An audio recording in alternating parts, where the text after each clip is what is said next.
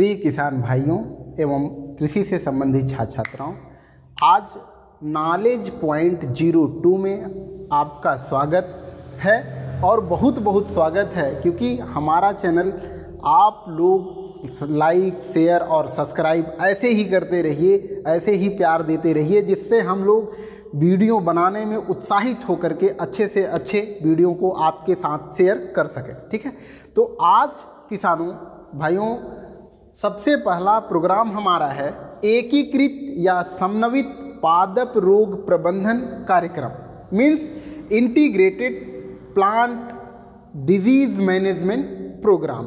तो आज हम बात करते हैं, आप कोई भी फसल लगाते हैं, वो सर्दी के मौसम की फसल हो, वो ग्रीष्मकालीन मौसम की फसल हो, वो बरसात वाली फसल हो, तो अगर फसल आप लगाते हैं उस पर किसी भी प्रकार का रोग आता है तो आप उस रोग से कैसे बचेंगे, क्या क्या करने चाहिए, ये होना चाहिए, तो हम रोगों से बच सकते हैं। आइए बात करते हैं आपसे। सर्वप्रथम हमें किसी भी फसल की बुआई करनी हो या हम फसल की कटाई करते हैं तो सबसे पहले हम फसल की कटाई करें। जैसे अगले सीज़न में हमें दूसरे फसल की बुआई करनी है, इस मौसम में हम जैसे ज्वार बाजरा मक्का की कटाई किए हैं, अगर उस फसल का अवशेष कुछ पत्तियां फील्ड पे या आपके खेत पे बिखरी पड़ी हैं तो सबसे पहले उस फसल अवशेष को आप इकट्ठा करिए, उस ठूठ अवशेष को इकट्ठा करिए और फील्ड में जला दीजिए या फील्ड से बाहर कर दीजिए। ठीक है किसानों। नेक्स्ट दूसरा है कि ग्रीष्मकालीन गहरी जुताई कर दें।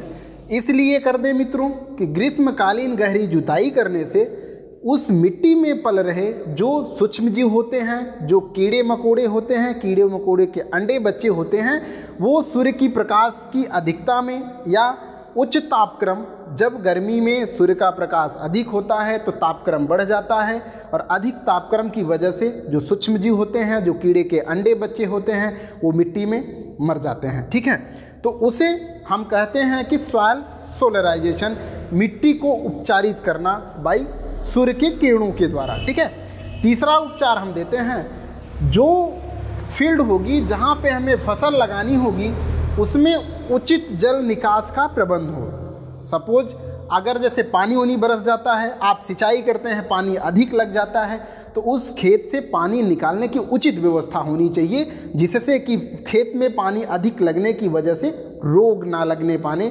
तो ऐसे स्थान का चुनाव करिए जहाँ पे पानी का उचित निकास हो, मीन्स वेल ड्रेन्ड एरिया का चुनाव करना है। ठीक है ना मित्रों। नेक्स्ट देखिए, अगला है उपचार, खेत को एक मौसम परती छोड़ दें। अगर खेत में कोई विशेष रोग आता हो, लंबे समय से आ रहा हो और अगर वो बार बार आता हो, ऐसी कंडीशन में हम खेत को एक मौसम तक परती छोड़ देते हैं, या अन्यथा उसी फील्ड पे परती छोड़ने के बजाय हम कोई हरे खाद वाली फसलें उगा लेते हैं। जैसे आप बरसीम उगा लीजिए, आप सनई उगा लीजिए, आप ढैंचा उगा लीजिए, और जैसे ही पौधा 1, 2, 3 फीट तक आता है या बहुत ही मुलायम रहता है, आप उस पौधे की जुताई करके पौधे को अच्छी तरीके से मिट्टी में मिला दीजिए। ठीक है, तो अच्छी तरीके से जब मिट्टी फर्टाइल हो जाती है तो उसमें जो उगने वाला पौधा होता है बहुत ही स्वस्थ, बहुत ही अच्छा होता है, उससे आपका उत्पादन बढ़ जाता है। जब पौधा स्वस्थ होगा तो उसमें रोगों के लगने के चांसेस कम हो जाते हैं। ठीक है। नेक्स्ट अगला प्रबंधन है कि ऐसे प्रजातियों का, ऐसे जातियों का आप प्रयोग करिए जो रोग रहित हों या रोग सहनशील प्रजातियों को उगाइए। आप कोई भी फसल उगाते हैं, आप बाज़ार में जाते हैं, वहाँ देखिए, आप दुकानदार के पास जाते हैं, बीज भंडार पे जाते हैं, आप रसायन की दुकानों पे जाते हैं, तो वो आपसे कह के देता है कि इस बीज की आप बुआई करिए, ये बीज इस रोग से रोग रहित है। इसमें जैसे लेट ब्लाइट लगता है, आलू का अगेती झुलसा, पथेजी झुलसा, आप मटर में कोई लगता है लीफ ब्लाइट लगता है, सफ़ेद फफोला रोग लगता है, तो गेहूं में कोई डाउनी मिल्ड्यू, मिद्रोमी लासिता, चूड़ी लासिता लगता है, तो आप उससे बच सकते हैं। तो रोग रोधी किस्मों को लाइए, उगाइए। अगला, उचित फसल चक्र अपनाएं। जैसे अगर रोग आता रहा हो आपकी फील्ड पे, पिछली बार रोग आया हो, आपको संभावना हो कि इस बार भी आपकी फील्ड पे रोग आएगा, ऐसी कंडीशन में आप उस फील्ड पे गेहूं ना उगा करके कोई दूसरी फसल उगाइए। जैसे आप गेहूँ उगा रहे हैं तो गेहूँ को ना उगा करके उस फील्ड पे सिर्फ सरसों उगा लीजिए, उस फील्ड पे सिर्फ मटर उगा लीजिए, ऐसा करिए, उसे कहते हैं फसल चक्रण अपनाना।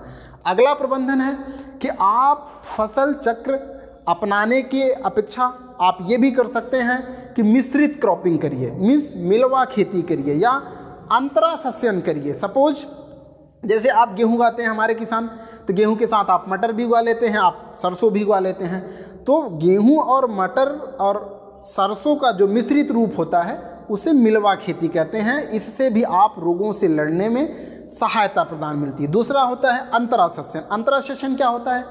अंतरा सस्यन का मतलब होता है कि आप फसल को रो टू रो मीन्स लाइन में बुआई करते हैं। जैसे 2 लाइन में आप 3 लाइन में आप गेहूं लगा दीजिए और 1 लाइन उसी गेहूं के बीच में सरसों लगा दीजिए, फिर 3 लाइन आप जो है गेहूं की लगा दीजिए, फिर 1 लाइन सरसों की बुआई कर दीजिए। ऐसी खेती करने को हम अंतरा सस्यन कहते हैं। ठीक है, नेक्स्ट अगला है, आपको लगे कि फसल बीमार होती है, कोई समस्या आ रही है या मृदा जनित रोग है या बीज जनित रोग है, तो जब आप बुआई करने जाते हैं तो बीज को पहले उपचारित कर दीजिए।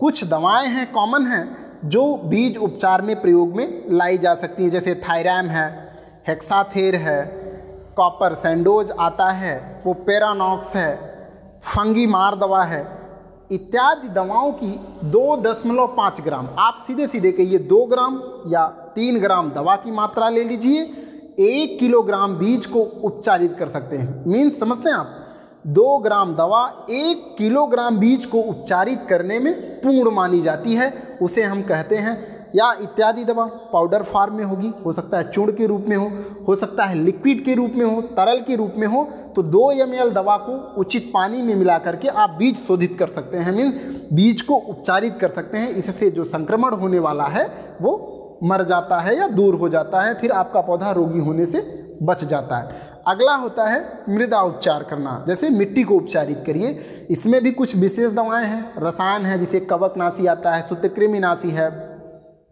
और जीवाणुनाशी है, कीटनाशी है, खरपतवारनाशी आता है। ऐसे ही दवाएं आती हैं। कुछ ऐसी दवाएं हैं जिसे हम मृदा उपचार करते हैं। देखिए, मृदा उपचार करने के 2-3 तरीके हैं। पहला होता है कि ड्रेंचिंग करना। ड्रेंचिंग का मतलब होता है तर करना। मिट्टी को किसी रसायन और पानी के मिश्रण को एक लेयर गीला कर देते हैं, उसे कहते हैं ड्रेंचिंग करना। दूसरा होता है मिट्टी में धूलन कर दीजिए या फ्यूमिगेशन कर दीजिए, धूमड़। जो डस्टर आता है, डस्टर में जो धूल वाला होता है, पाउडर वाली दवा होती है, डस्टर के माध्यम से मिट्टी की गहरी जुताई करेंगे आप। जब गहरी जुताई करेंगे मिट्टी खुली रहेगी, जब मिट्टी खुली रहेगी तो डस्टर के माध्यम से उसमें छिड़काव कर दीजिए, बुरकाव कर दीजिए। अगर दाने के रूप में है, जैसे आता है फोरेट वगैरह आता है, दीमक मारने के लिए आता है, तो उसको छिड़काव कर दीजिए, ब्रॉडकास्ट कर दीजिए। ऐसी कंडीशन में मिट्टी भी उपचारित हो जाती है। उसमें कुछ विशेष रसायन है, जैसे ड्रेंचिंग में हम यूज कर सकते हैं, फेरेबाम नामक दवा आती है, ब्रेसिकाल नामक दवा आती है, जिससे हम ड्रेंच भी कर सकते हैं, स्प्रे भी करके मृदा को उपचारित कर सकते हैं। अब देखिए, अगर फसल आपकी खड़ी फसल है, जैसे खड़ी फसल में उपचारित करना हो, बीज शोधन भी हो गया, मृदा उपचार भी हो गया।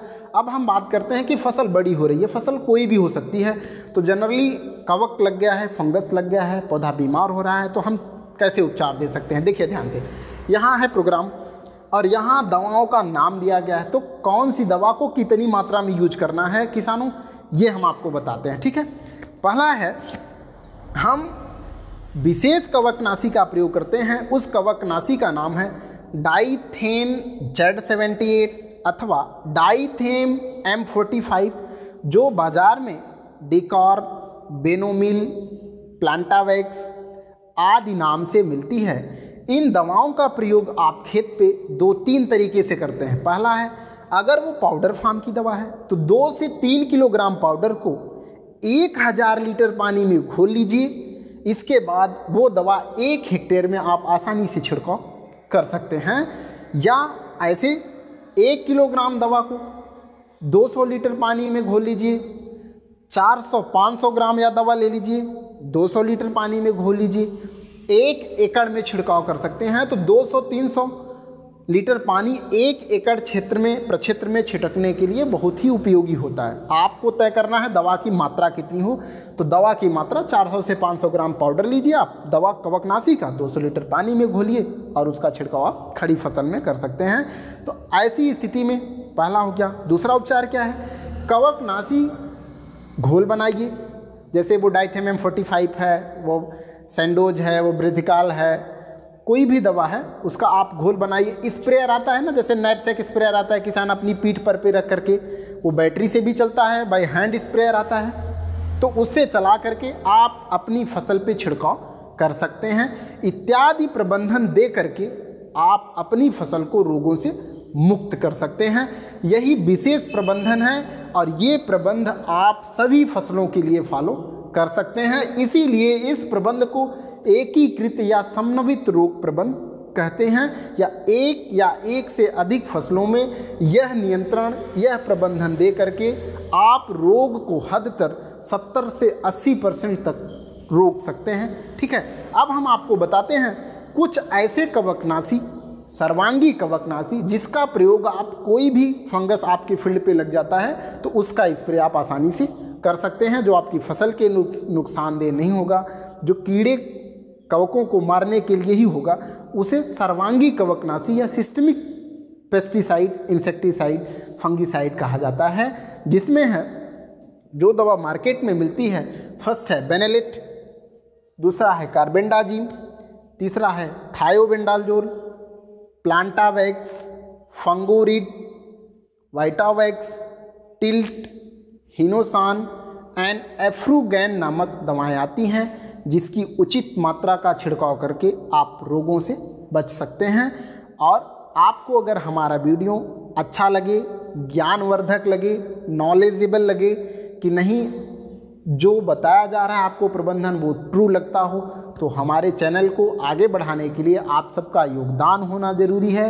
योगदान के लिए आप हमारे चैनल को लाइक और सब्सक्राइब करते रहिए। Best of luck.